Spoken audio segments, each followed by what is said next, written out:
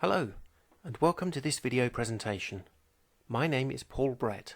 I'm a Senior Software Support Analyst supporting the Transformation Extender product from IBM. The topic for this video is Apply an ITX Fix Pack, the absolute basics. Feel free to reach out to me on popular social media channels at Paul Brett IBM.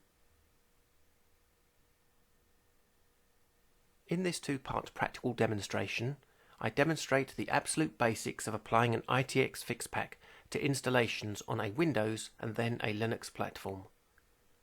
This is not meant to serve as a comprehensive how-to, as the scope of such an undertaking would be too large. Some highlights. Make a backup, including export of launcher configuration. Install the new product. Reapply any customisations, including importing of previously created launcher configuration. Copy the deployments over. These are your MSL files. Test, test, test. And finally, roll back if things go wrong. Let's start our demonstration with a Windows installation. Here you can see I have Transformation Extender 10.1.1 installed, and if we go into the directory and open a command prompt, a DTX ver report will tell us that this is 10.1.1.0. I'm going to be applying FixPack 1 to bring this up to 10.1.1.1. Okay, so we have our steps on screen. First thing we're going to do is make a backup. Now if I try to do that now and add a 0.0 to the end of this folder name, it warns me that I can't because the folder is in use by another program. Now this is likely because either the launcher or the REST API are currently running. If I go into services, we can see that not only is the launcher running, but if we look at Apache as well, that is also running. We need to stop both of these products. Before we do that, I'm going to make an export of the launcher configuration. I'm going to drop to a command prompt. I'm going to do a view of all files that end with .xml, and you'll see that there are two. These come with the product. I'm now going to create a third file.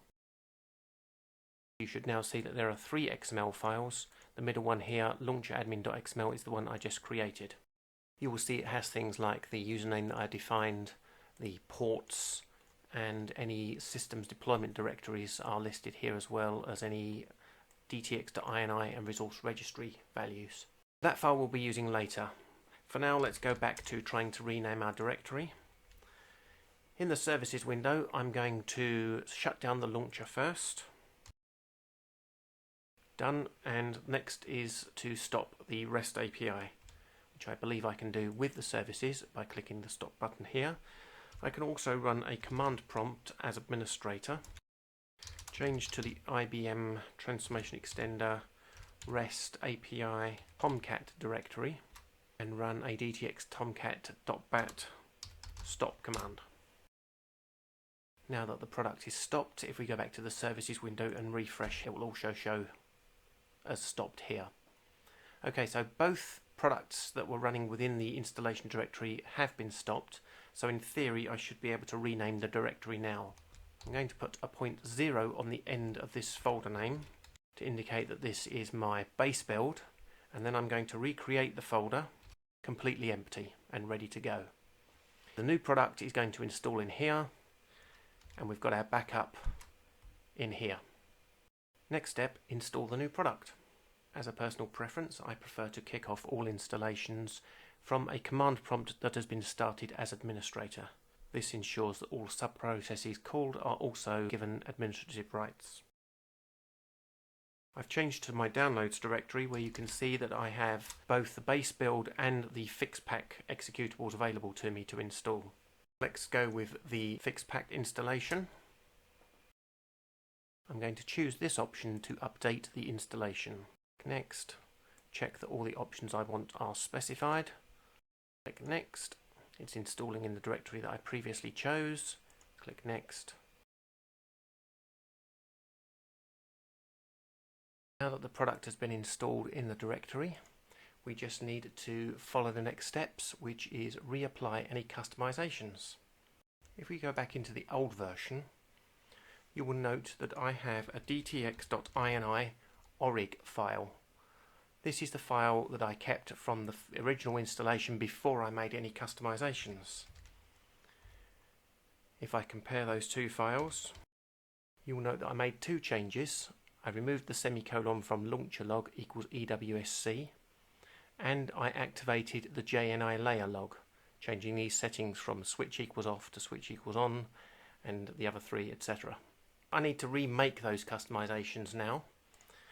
If I go into my new installation, find the file,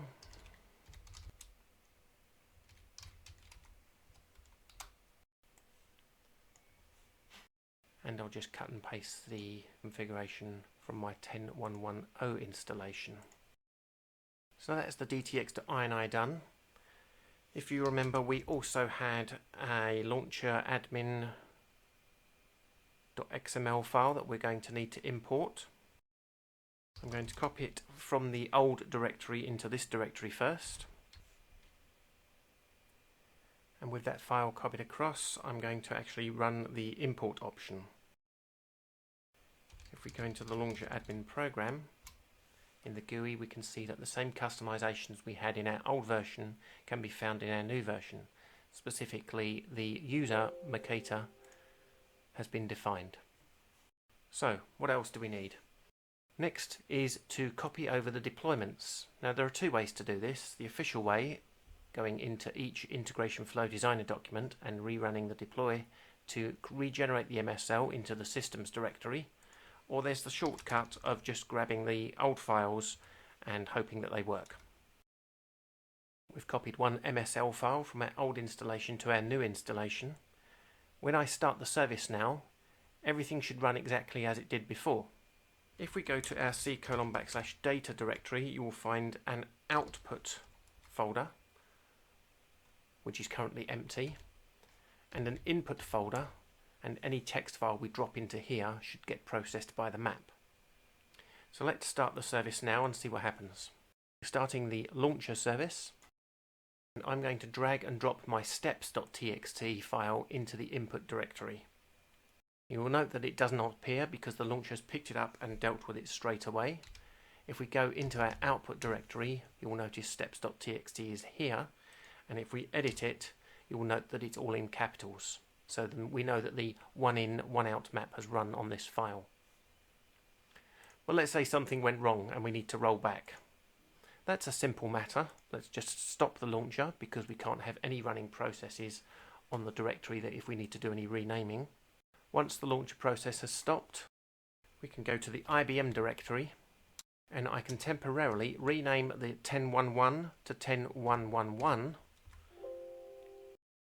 I may need to exit this command prompt, and then once that's renamed we can then go back and rename the 10.1.1.0 back to its original name of 10.1.1, and there we go, that is our rollback complete.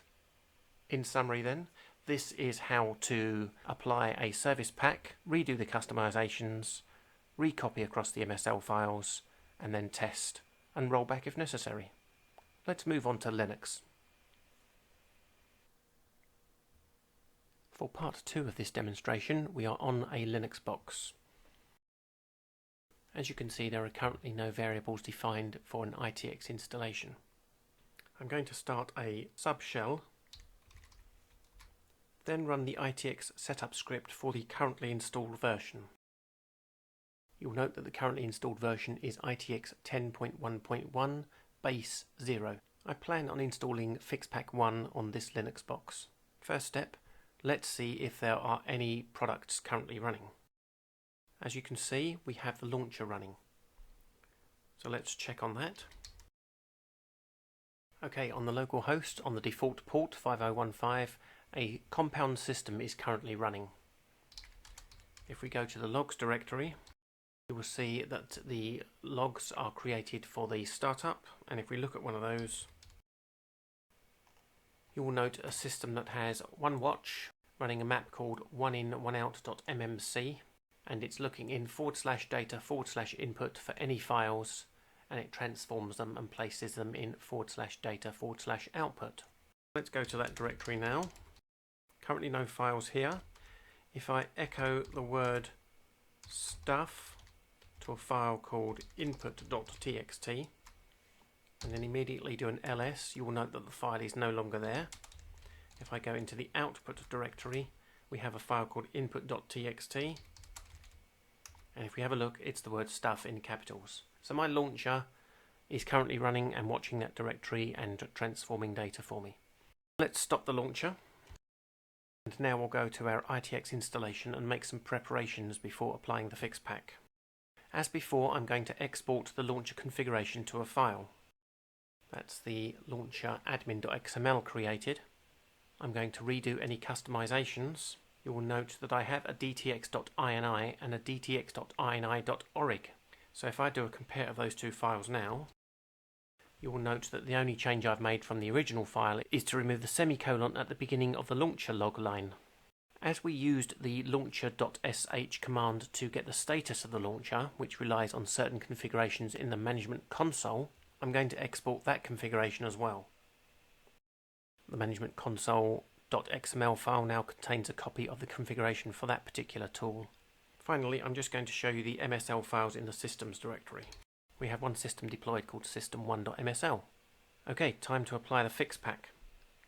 I'm going to exit this shell so that all those variables are discarded, and if I run launcher.sh now, you'll notice it says command not found. In my downloads directory, I have the install program for ITX 10111. This is build 8, which is the GA version for the correct platform. I'm going to go to my installation location. This is where I want the installation to be. I want it to be in a folder called ITX 10111. Now, unlike Windows, individual fix packs can live side by side with each other because the directory is not stored as a base like it is on Windows. Now I need to run the appropriate command to install the product. The product is installed. I'm going to run a subshell so that I can come out of it if I need to, and run the setup script one time. This should in theory update the install.properties file stored in the libs directory to show the install dir. This is the first check that should be done after installing a product. The next step is to redo some of those customisations.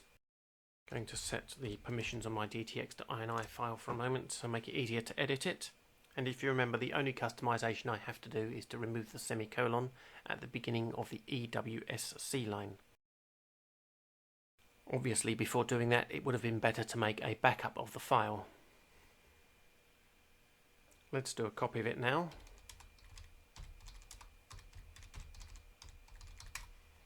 And undo the change on our backup. Okay, we have a backup of our dtx.ini file. Moving on, let's copy the two XML files in our old version and import them into the new version. I may need to make a couple of changes to them before doing that. So we have launcheradmin.xml and managementconsole.xml. Let's start with launcheradmin.xml. I'm going to search for any occurrences of the string ITX 10110. I'm just going to modify it to 10111. Search again, there's another occurrence. Search again, that's all the occurrences found and replaced. So that file is written. Now I need to import that file, and that's the file imported for launcheradmin. If we have a look at the root directory, you will find that launcheradmin.bin, the binary version of these configuration options, has been created. Next up, let's import the management console settings. Let's have a look at them first. I'm going to be searching for the string 10110 again, and it's not found in this, so we know that this file does not contain any paths that we need to change. So we can just quit and then import. That's the management console settings imported. Final thing to do is to copy the MSL files into the systems directory. Once again, as per the Windows platform, the ideal way would be to go into the integration flow designer documents of all the systems that you have designed and redeploy them to the new system. But as a shortcut, we can just copy the MSL files across. Now we have system1.msl. I believe we are ready to try and start the system. Let's go into the logs directory, check that it's empty, which it is, and then issue the launcher startup command. You can see 3 files have been created, 2 compound system files .log and .txt, and a launcher log.log. This looks good to me, but let's go to the data directory and see if we can trigger the map. Here we are in the input directory, and if we echo the string upgraded to a new file and go into output, we have input2.txt, and if we have a look at the content of it, we have the word upgraded in capitals. So there we go. That's how you apply a fix pack on a Linux box. In summary, we made a backup of 2 items of configuration and checked the differences between the DTX to INI and the original. Then we recreated those items on the new version, copied across the MSLs and started the system. I'm now going to stop the system. I'm going to exit out of the temporary shell. I'm going to start another temporary shell and run the setup script for the old version.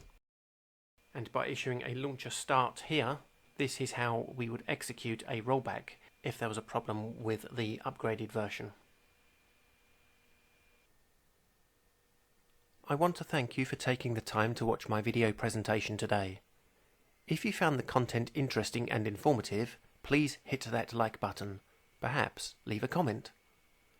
Consider subscribing to my YouTube channel, as I release content such as this on a regular basis. Feel free to reach out to me on popular social media channels at Paul Brett IBM. Thank you.